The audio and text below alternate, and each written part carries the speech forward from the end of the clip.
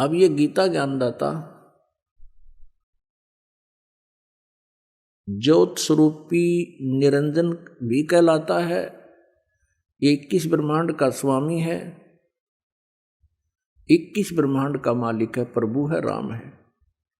इसको ब्रह्म भी कहते हैं, ब्रह्म, और इसी को सरपुरुष भी कहते हैं, जो गीता जी अध्याय नंबर 15 के श्लोक 16 और 17 में 3 पुरुष बताए हैं।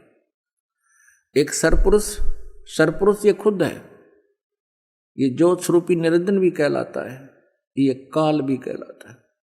और एक अक्षर पुरुष, अक्षर पुरुष 7 शंख ब्रह्मांड का स्वामी है, 7 शंख ब्रह्मांड का स्वामी, 7 शंख, नील पद्म शंख, वो अक्षर पुरुष कहलाता है। अक्षर का अर्थ होता है जिसका नाश ना हो, अविनाशी।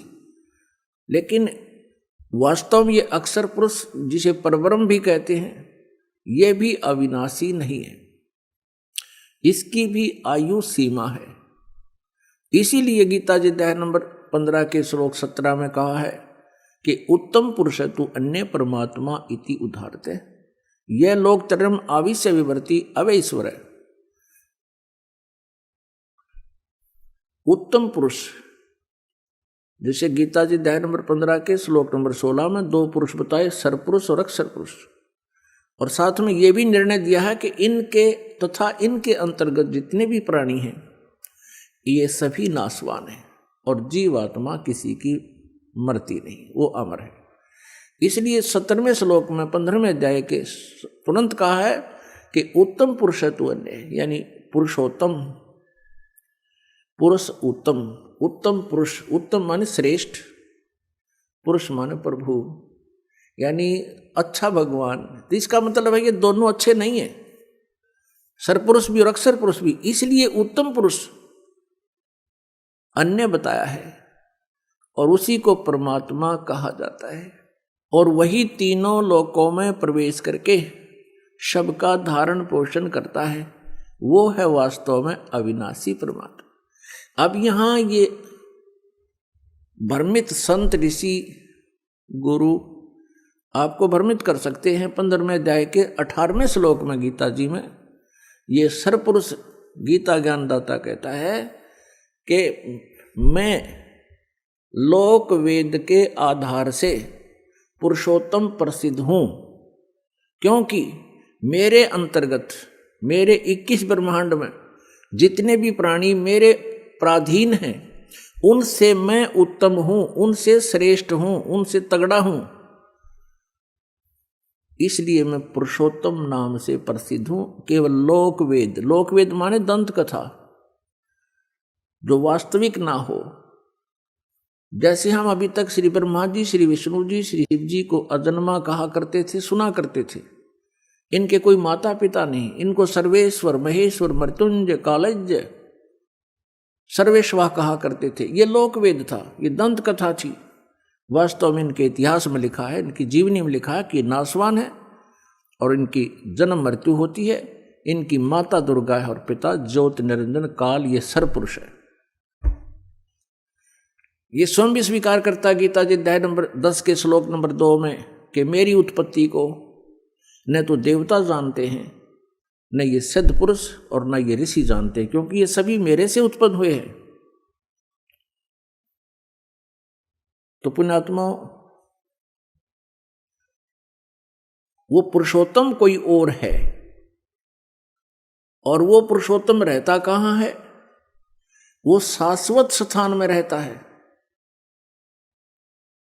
सनातन परमधाम में रहता है, और वहां से चलकर आता है। हम सभी आत्माएं उस परम अक्षर ब्रह्म सत्य पुरुष कबीर देव जी की हैं। वो हम सबका पिता है, चींटी से लेकर हाथी, रंग से लेकर राजा तक का। लेकिन यह काल ने हमें अपने स्वरूप से ही अपरिचित करा दिया, हमारे वास्तविक ठिकाने से हमें गुमराह कर दिया। यहाँ जन्म मरण का विधान हमें फाइनल बता दिया, अपने आप को इसने निराकार सिद्ध करवा दिया। क्योंकि ऋषि महर्षियों ने परमात्मा पाने की चेष्टाएं की, क्योंकि आत्मा परमात्मा से बिछड़ने के उपरांत उसी दिन से इसकी खोज में लग गई, क्योंकि आत्मा को परमात्मा के अभाव का बहुत गहरा धक्का लगा। पुण्यात्माओं, जब तक आपके घर पर बिजली आई हुई है, बल्ब भी चल रहे हैं, कूलर भी चल रहे हैं, पंखा भी चल रहा है, और भी आवश्यक कार्य आप जो कर रहे हैं वो भी हो रहा है, और जिस समय वो बिजली चली जाती है फिर आपको उसकी आवश्यकता महसूस होती है, उसका अभाव आपको खटकता है, और सारा दिन कट लग जाए तो पसीने छूट जाते। तो ऐसे ही आत्मा को, हम सभी को वहाँ बहुत सुख था, किसी चीज का कोई अभाव नहीं था। ज्यों ही हम इस काल के साथ यहाँ इसके लोक में आए, हमारा वो लाइट चली गई, परमात्मा से मिलने वाली राहत हमें समाप्त हुई, खत्म हुई, और हमारे जितने इन्वर्टर चार्ज थे जब तक वो चलते रहे तो हम सोचते रहे मौज हो रही है, और जब हमारे इन्वर्टर की बैटरी डिस्चार्ज हो गई फिर हम गधे और कुत्ते सुअर बना दिए गए इस काल के द्वारा, इस काल के लोग।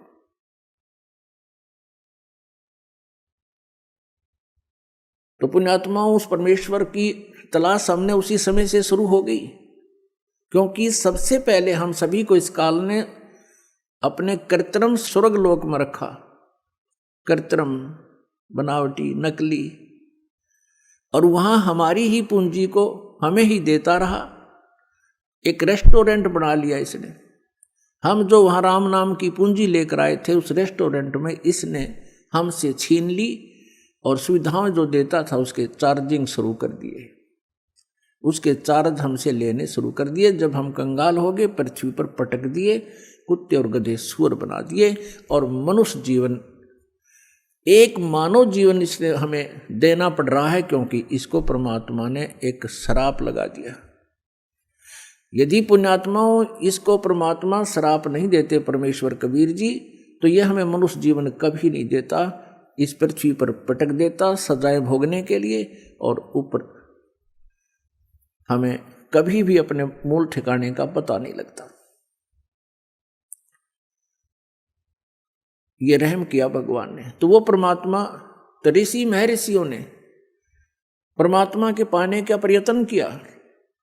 वेद परमेश्वर कबीर जी द्वारा दिए गए थे, 5 वेद, इस काल भगवान ने उनमें से 4 रख लिए, एक नष्ट कर दिया, 5वां वेद सूक्ष्म वेद।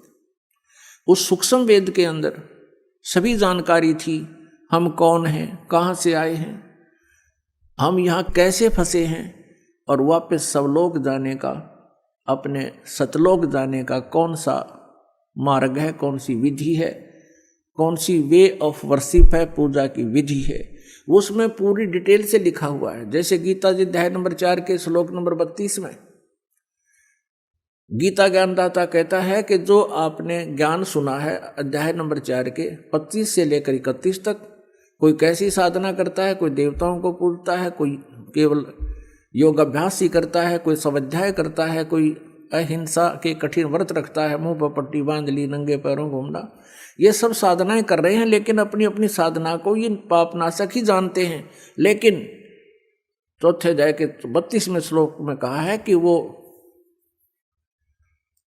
वास्तविक इन यज्ञों की जानकारी, यज्ञ माने धार्मिक अनुष्ठानों की जानकारी, सच्चिदानंद घन ब्रह्म की वाणी में, ब्रह्मणे मुखे, ब्रह्मणे मुखे माने सच्चिदानंद घन ब्रह्म यानी परम अक्षर ब्रह्म की वाणी में विस्तार से कहा गया है।